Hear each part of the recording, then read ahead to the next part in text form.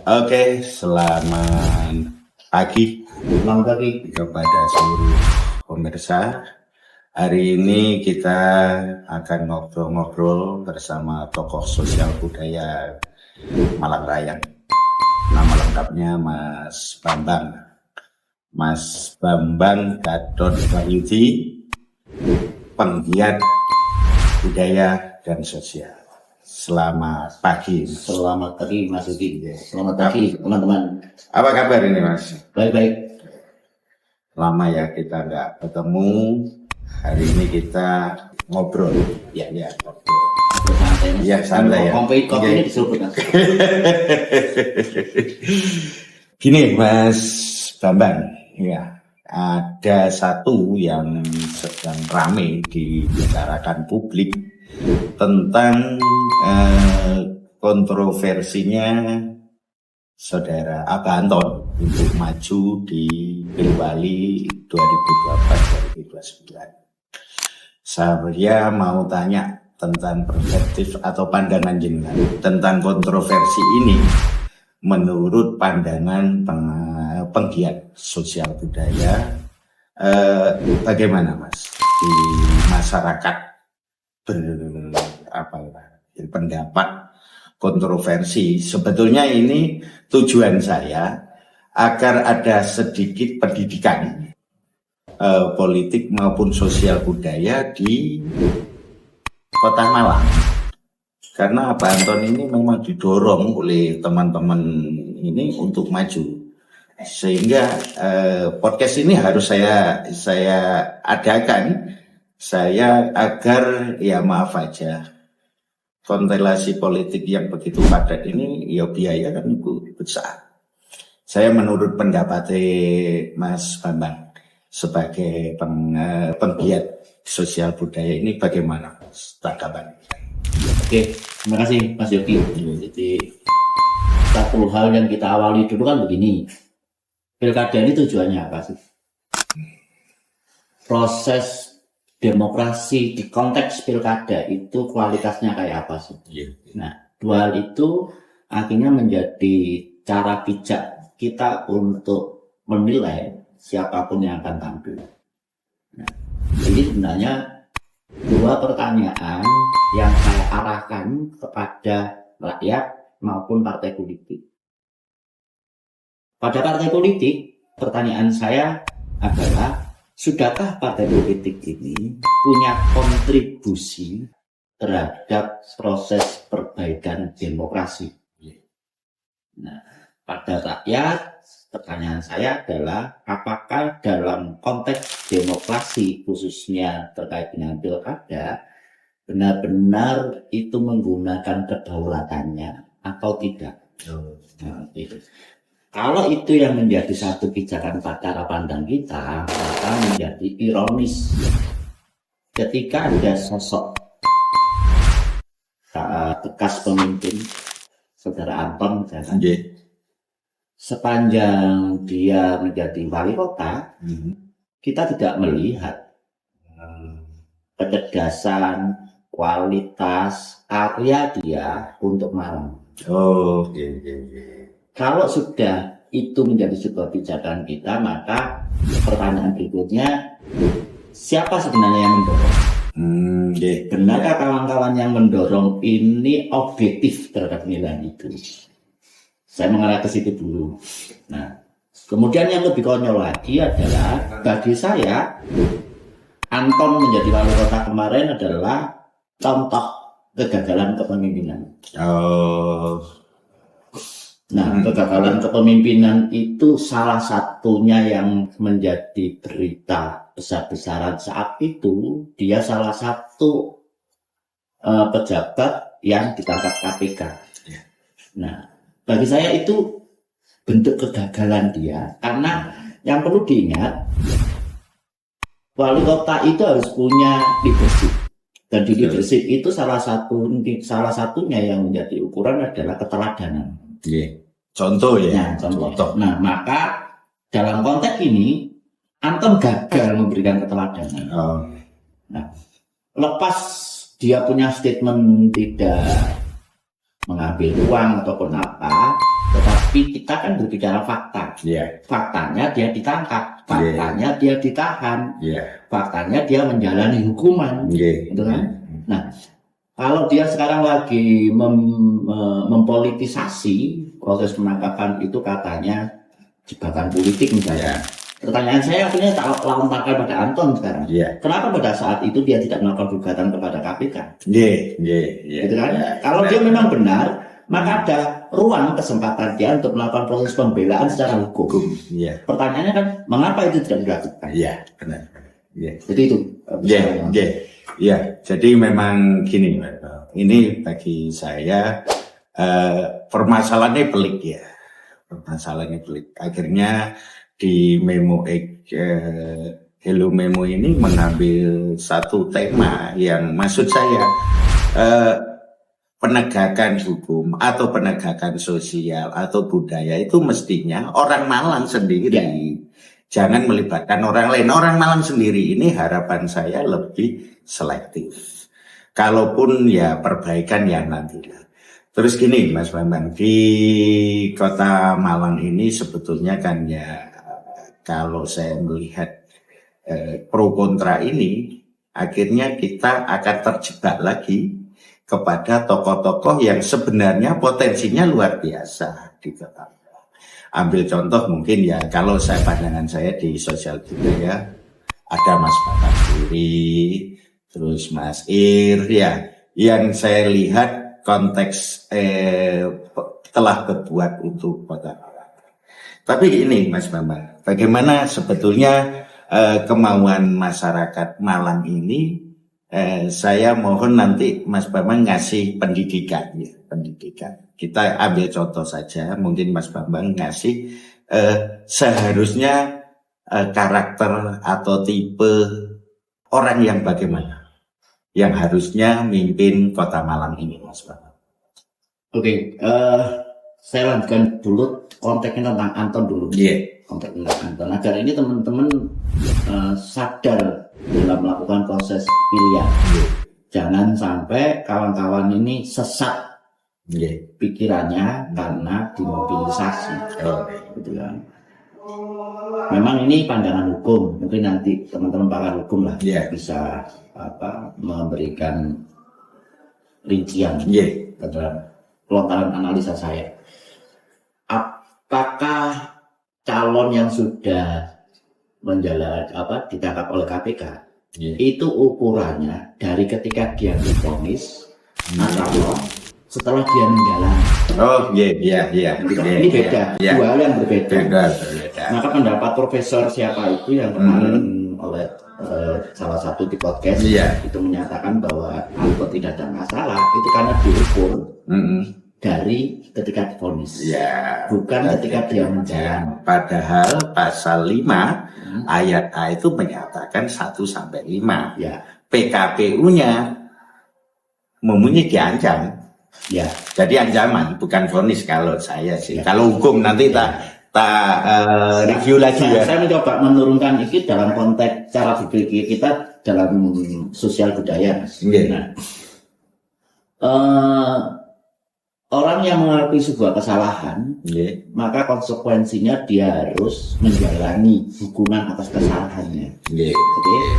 Nah, apakah setelah dia mengaku salah, tanpa melakukan proses penjalanan hukum atas kesalahannya, itu sudah dianggap selesai atas kesalahannya? Secara budaya, tidak. Dia harus menjalani. Nah, proses menjalani hukuman atas sebuah kesalahan, apakah hanya diukur dari normatif waktu? Nah, hukum hanya melihat dari sisi normatif waktu. Nah, sementara budaya tidak di situ. Budaya melihatnya dari sisi value, nilai. Maka ini sudah tidak layak. Anton ini sudah tidak layak. Distempel menjadi apa, bahkan distempel menjadi calon pemimpin, karena dari sisi nilai budaya dia telah menghancurkan nilai budaya itu sendiri. Lalu bagaimana sekarang rakyat ini berproses dalam demokrasi yang punya kualitas? Pertanyaan saya kepada teman-teman adalah masihkah kita biarkan kesalahan itu tanpa pernah kita punya keberanian melakukan koreksi? Maka dalam bahasa saya sering saya katakan adalah, apakah kita ini membiasakan yang benar atau membenarkan yang biasa? Nah, kita sampai hari ini membenarkan yang biasa. Biasa ini Mas. Biasa ini. Nah, maka ini cara berpikir rakyat harus berubah. Ayo kita membiasakan yang benar. Tetapi sampai hari ini memang perlu banyak corong yang mampu memberikan pasokan kesadaran kepada publik bahwa kita yuk mulai membiasakan yang benar. Nah, kalau kita terus-terusan menganggap yang biasa itu benar, maka saya ini bukan yang dianggap biasa. Biasanya kalau wali kota itu kan gitu ya, harus punya uang, harus begini, biasanya kan gitu toh.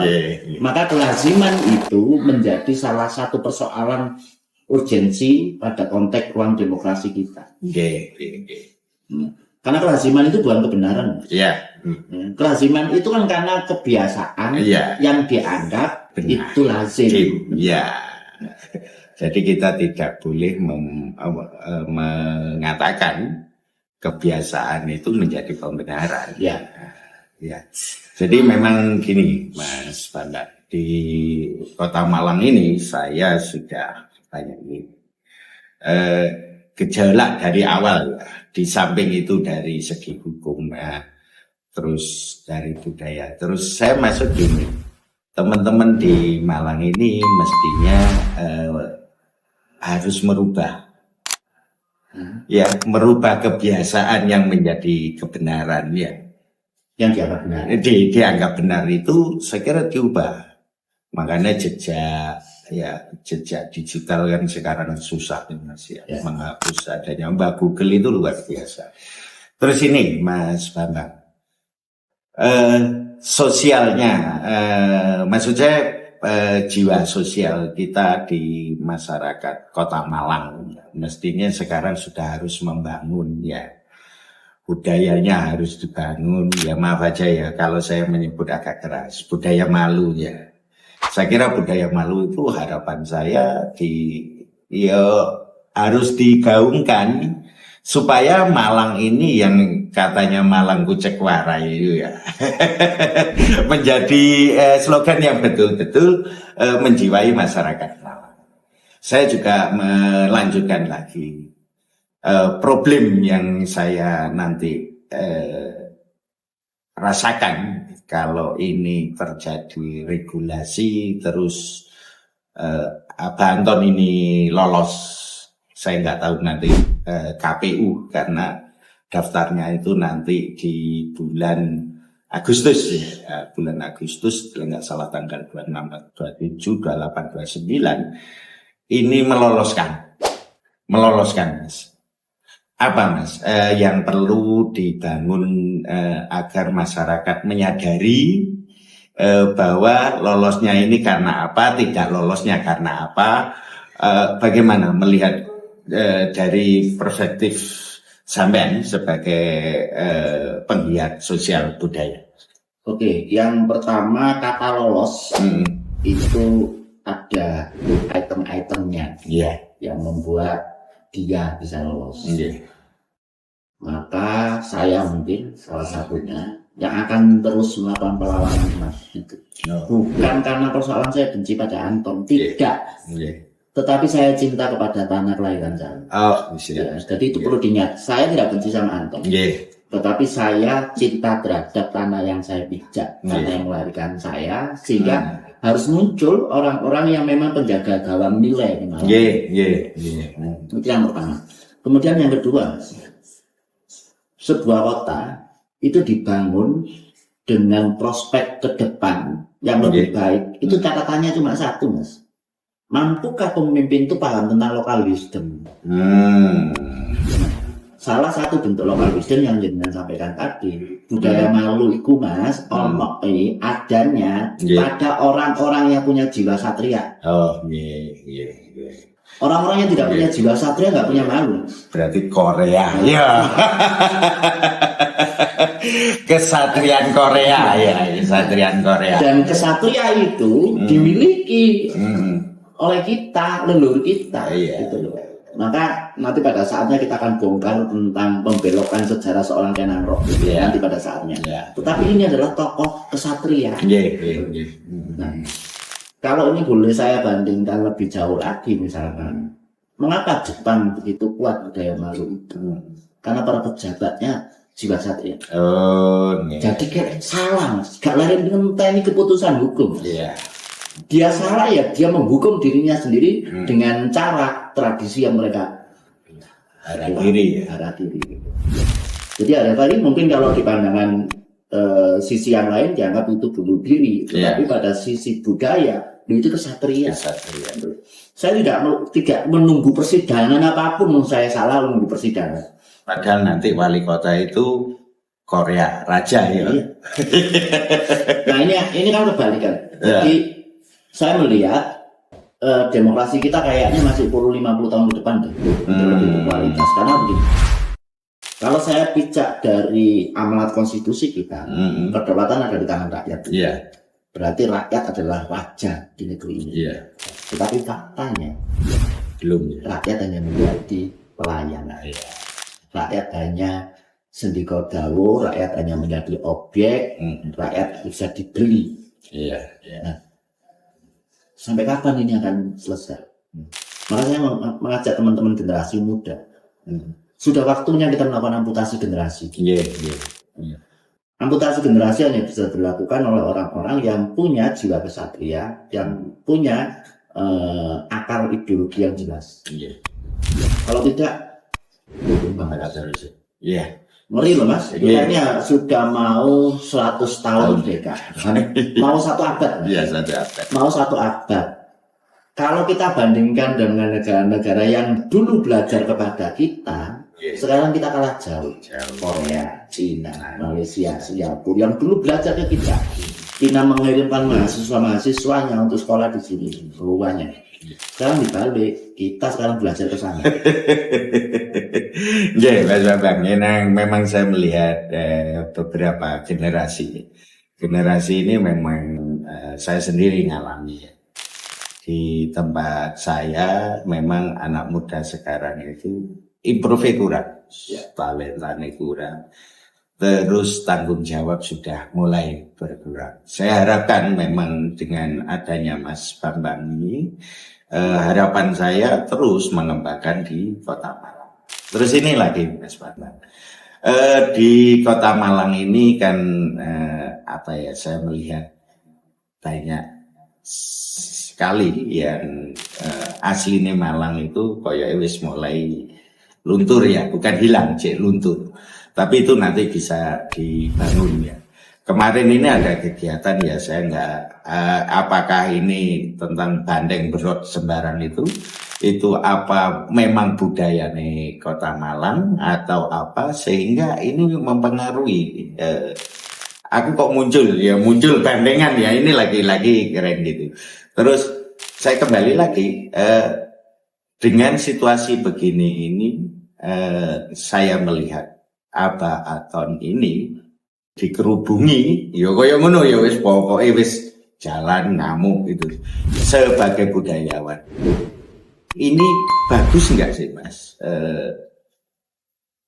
Melihat model kayak gini ke depan, nekate terus perhitungan, terus tidak memandang, tidak mendengarkan sosial budaya di Kota Malang. Mestinya ini kan menjadi acuan ya. Kalau saya pun punya keinginan, mestinya aku harus acuane Malang ini kayak apa? Maksudnya budaya malu itu harapan saya terus digelorakan oleh mereka-mereka yang punya titel dalam arti kastadur, pengen maju, pengen jadi raja ya. Kalau kita menyebut tadi Korea raja itu mikir no rakyat. Dari kesatria nih membelani, menjalankan perintah leluhur yang mendirikan Kota Malang. Menurut Mas Bambang, karakter dan budaya sing koyo ngene iki lajim gak di Kota Malang?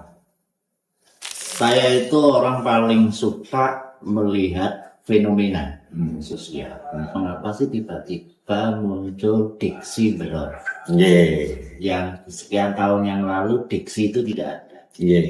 Nah, diksi berot ini muncul di ranah budaya, khususnya kesenian, kesenian. Nah, saya pikir Mas, muncul sebuah istilah pasti sebelumnya ada latar belakang. Kan? Lepas dari teman-teman punya kesadaran tentang latar belakang itu ataupun tidak. Tetapi yang perlu saya tegaskan, kata berot itu adalah sesuatu tindakan yang memaksakan dirinya untuk keluar dari jejaring atau jebakan yang menurut orang yang berot itu mengekang dirinya, membelenggu dirinya, maka dia berot. Nah, pertanyaannya saya akhirnya, apakah fenomena ini itu terjadi pula pada persoalan konteks sosial? Kalau di konteks sosial terjadi berot sosial, maka itu yang kita tunggu. Ada kejenuhan, ada kebosanan, ada kegelisahan atas sebuah ekosistem, atas sebuah sistem yang menurut mereka itu tidak paripurna. Maka mereka melakukan berot itu kalau dengan dalam konteks sosial itu kan melakukan pemberontakan. Nah, saya nggak tahu teman-teman yang lagi sekarang memainkan dunia kesenian itu menggunakan kata berot itu sudah terlatar belakangi oleh filosofi itu enggak? Nah, karena kita selalu paham terhadap sebuah proses perubahan-perubahan yang terjadi di dunia ini selalu diawali dari fenomena-fenomena yang tiba-tiba muncul. Yang pertama. Kemudian yang kedua, ketika kita sekarang ini melihat pada konteks pencalonan, saya mempertanyakan tentang peran partai politik, Mas. Tanpa kita sadari ternyata kita ini memberikan cek kosong kepada partai politik untuk mendesain ketatanegaraan ini.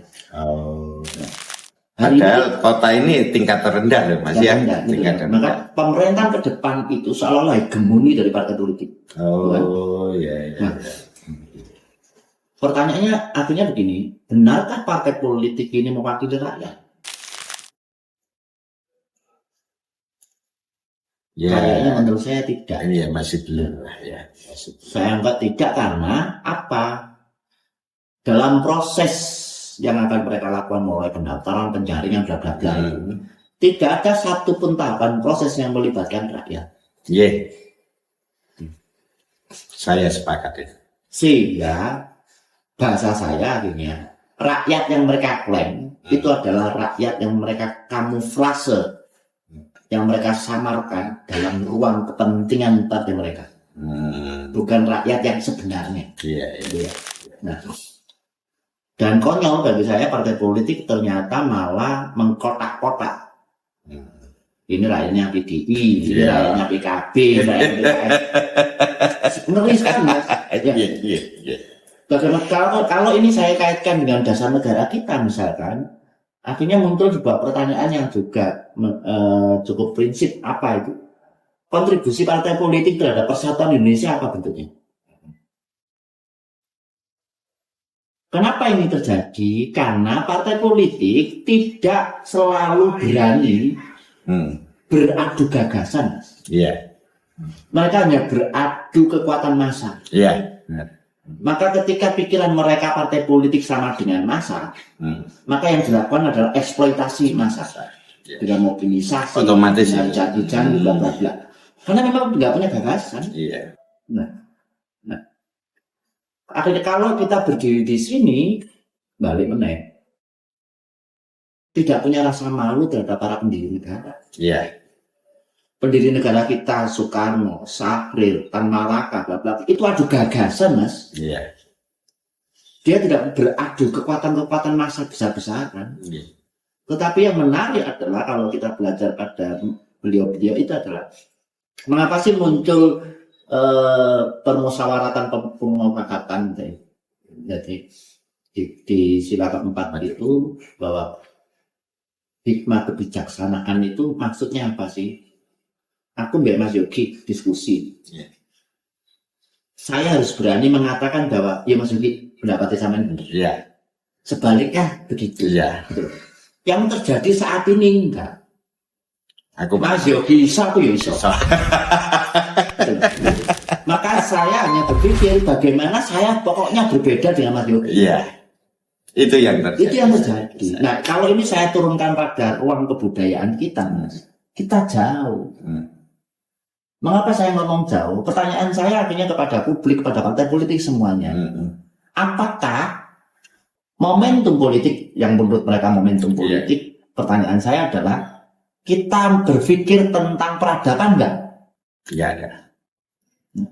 Faktanya tidak sama sekali, karena peradaban kita tidak semakin baik tapi semakin menurun. Hilang.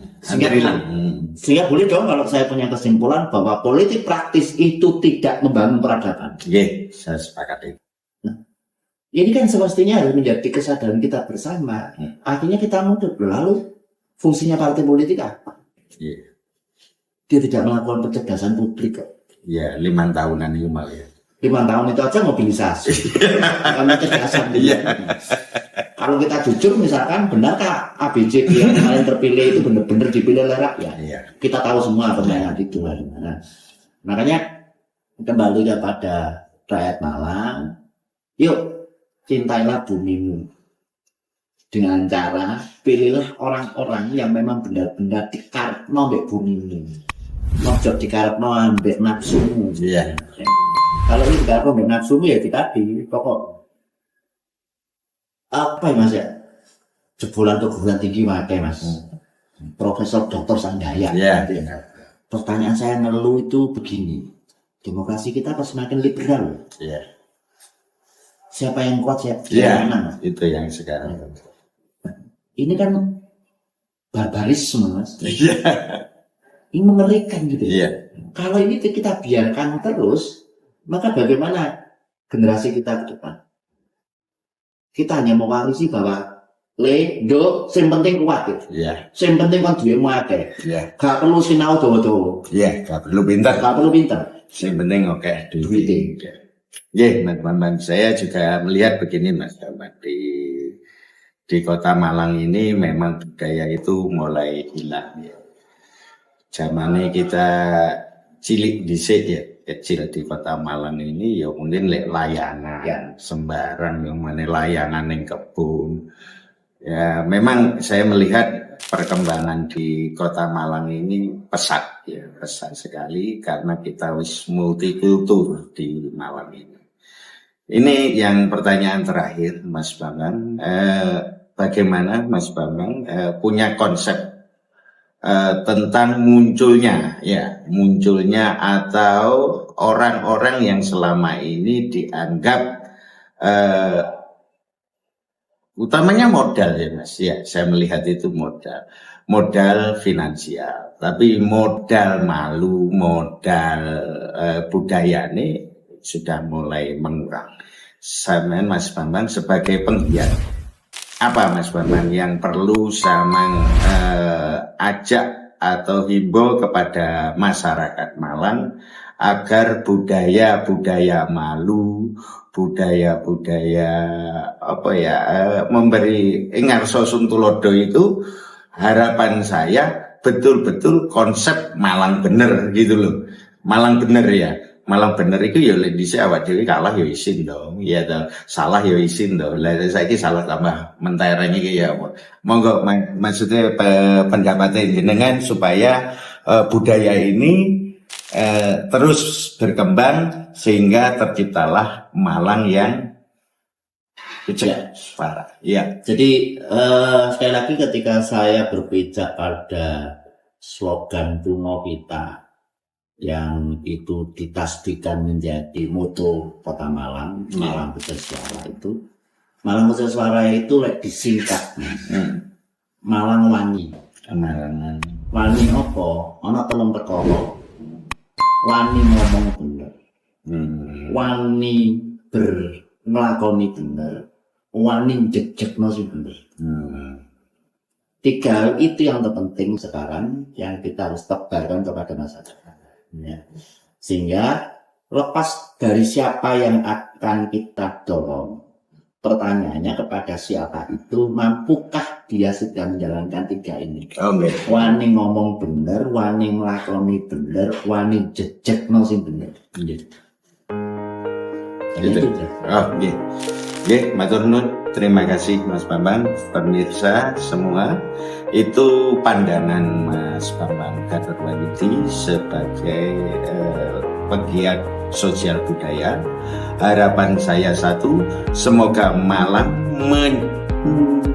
menimbulkan menciptakan pemimpin yang layak untuk Malang, yang layak membangun Malang, yang punya rasa Malang beneran.